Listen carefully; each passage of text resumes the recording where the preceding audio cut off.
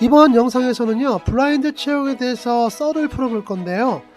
미리 말씀드리자면 이 영상은 이전에 1년 이상 공기업 채용을 준비하신 분들보다는 이제 막 공기업이나 블라인드 채용에 대해서 알아보시는 졸업 예정자나 이직을 이제 막 준비하시는 분들에게 참고가 될 만한 내용으로 말씀을 드려보겠습니다.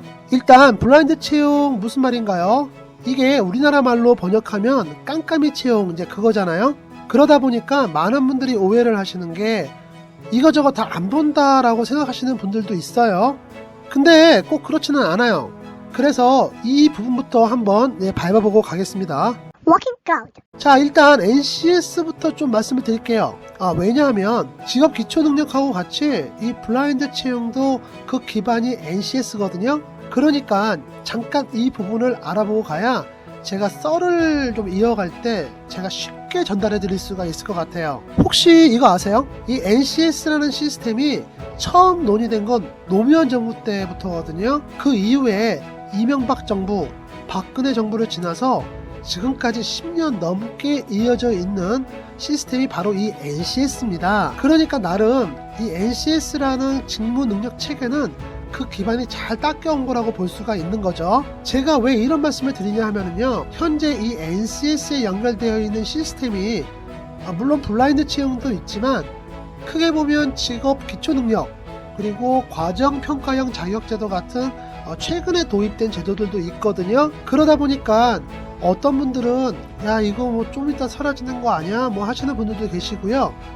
야 정권이 바뀌면 또 바뀌는 거 아니야 이러시는 분들도 의외로 많아요. 그런데 실제로 이 NCS 시스템을 이전부터 접해본 사람들은요, 이 NCS라는 시스템이 향후에 뭐 갑자기 없어지거나 또 아니면 갑자기 바뀔 수 있는 시스템이 아니라는 데 좀 동의를 하고 있습니다. 저도 2016년에 처음 이 NCS라는 시스템을 알고 그때부터 이 과정 개발에 좀 이렇게 참여를 했었거든요. 근데 저도 한편으로는 그 당시에 야 이거 길게 갈 수 있을까 하고 이제 생각을 했었어요. 근데 지금 보면 국가에서 이제 의지를 가지고 이 중장기 계획으로 끌고 가는 정말 몇 개 안 되는 정책 중에 하나가 이 NCS더라고요. 그래서 여러분들께 말씀드리고 싶은 건 일단 이 NCS라는 시스템은 지난 1, 2년 사이에 만들어진 게 아니라는 점, 그리고 이제 말씀드릴 블라인드 채용이라는 이 시스템이 NCS에 기반을 두고 있다는 점 다시 한번 확인시켜 드립니다.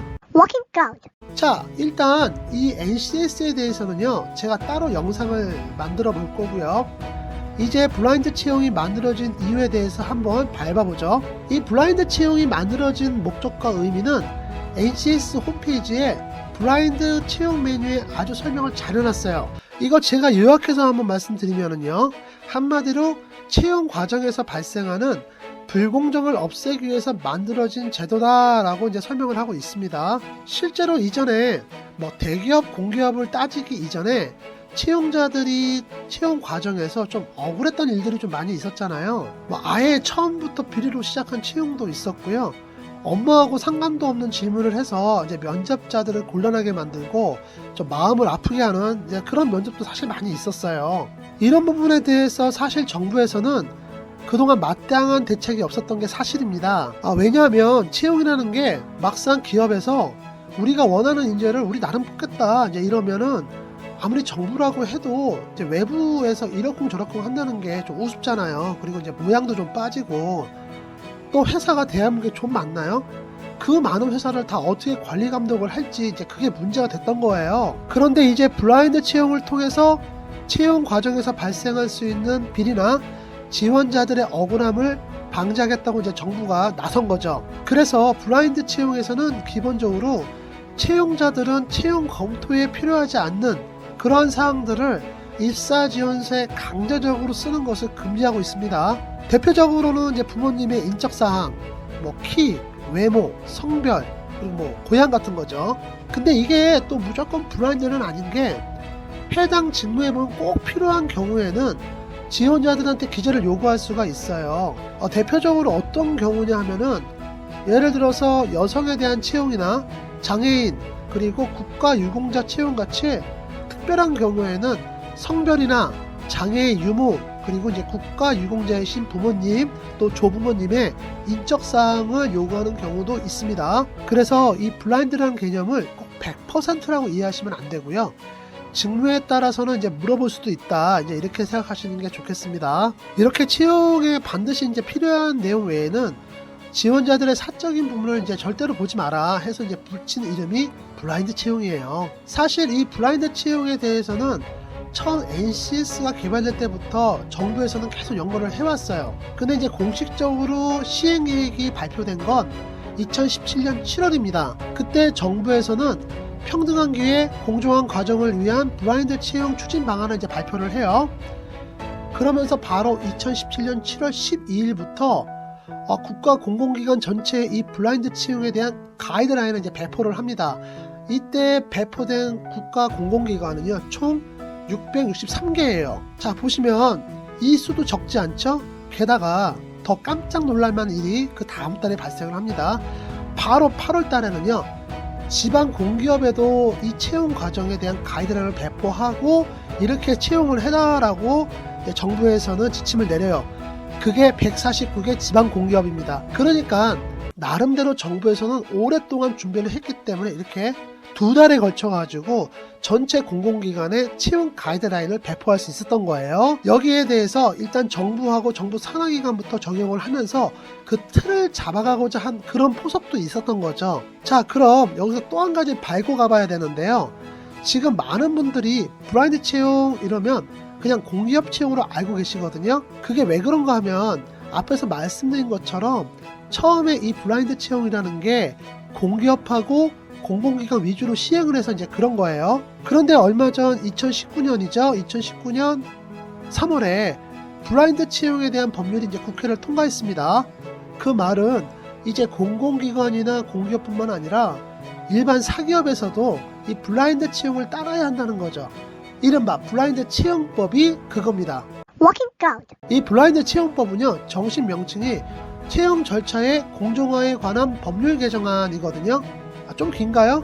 하여간 이게 이제 법으로 지정됐다는 건 이제 지키지 않으면 벌금을 내야 하거나 이제 벌을 받는다는 의미잖아요. 일단 이 법은요, 2019년 3월에 국회를 통과했고요. 지난 7월 17일부터 시행이 됐어요. 실제로 이 법을 위반할 경우에는 300만원에서 500만원까지의 과태료를 이제 채용자가 납부를 해야 하고요. 그 위반 횟수하고 내용에 따라서 더 많은 벌금을 내야 할 수도 있어요. 근데 이번 블라인드 채용법에서 좀 특이한 부분이 있는데요.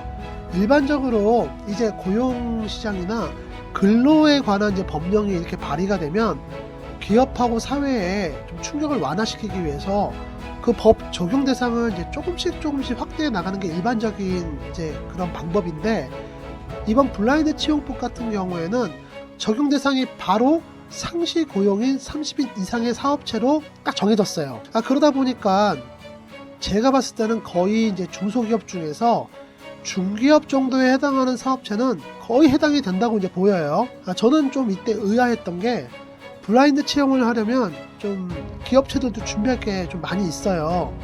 채용 과정에 대해서도 좀 충분히 이해를 해야 하고 하는데, 이런 걸 다 이해하고 개발할 수 있는 이제 중기업들이 얼마나 될까, 그리고 이제 그렇게 되면 이제 이분들이 이 블라인드 채용법을 얼마나 이행할 수 있을까 하는 생각이 들더라고요. 근데 이제 어찌됐든 지금 상황은 이렇습니다. 그리고 이제 블라인드 채용 과정에서 그래도 이제 부정이 있을 수 있잖아요. 그래서 NCS 홈페이지에 보시면은요, 이렇게 신고를 할 수 있는 시스템도 이미 이제 개발이 되어 있어요. 근데 이게 또 이야기를 하다 보니까 말이 길어졌네. 정말 해야 되는 말은 하지도 못한다. 어쩌죠 이거? 제가 길게 말하는 건 괜찮은데요, 이게 영상 편집을 하려면 제가 정말 좀 힘이 들어요. 아직 제가 이제 이런 게 익숙하지가 않거든요. 그렇다고 해서 뭐 제가 전문 편집자랑 같이 이제 작업할 수 있는 것도 아니고 해서 혼자 시간이 날 때마다 이제 조금씩 영상을 이제 만들어야 하는데, 이렇게 녹음을 하다 보니까 이것도 이제 길이가 한 10여 분 정도 될 것 같네요. 일단 여러분들 죄송한데요, 이번 영상은 여기서 좀 끊고요. 바로 이어서 제가 다음 영상에서 이야기를 좀 이어서 해볼게요. 일단 오늘의 핵심 내용은요, 이 블라인드 채용은 상당히 오랜 기간 동안 연구 개발된 시스템이다. 이제 이거하고, 이제 공공기관뿐만 아니라 채용시장 전반에 거쳐서 시행되는 이제 그런 법령이 됐다는 이야기입니다. 그리고 이 블라인드 채용이 향후에 혹시 바뀌거나 없어지지는 않을까라고 생각하시는 분들도 많이 있으셨어요. 근데 이제 그런 걱정은 하지 않으셔도 될 것 같습니다. 물론 앞으로 블라인드 채용에 대해서는 좀 더 이제 수정하고 보완해야 하는 그런 부분도 없지 않아 있어요. 많이 있는데 이 시스템 자체가 흔들리는 일은 이제 크게 흔들리는 일은 없을 거라고 저는 예상을 하고 있습니다. 그리고 이제 취준생이 되시는 분들, 그런 분들이나 이직을 준비하시는 분들은 이 블라인드 채용에 대해서 빨리 적응을 하시는 게 좀 좋을 것 같아요. 요 다음 영상에서는요, 일단 이 블라인드 채용법이 이렇게 만들어진 건 사실이니까 이걸 어떻게 하면 좀 더 잘 우리가 이용해 먹을지 저랑 같이 한번 생각을 한번 해보시자고요. 자, 오늘도 봐주셔서 감사하고요. 오늘 영상은 여기까지 하고 마무리하겠습니다. 여러분들 화이팅 하세요.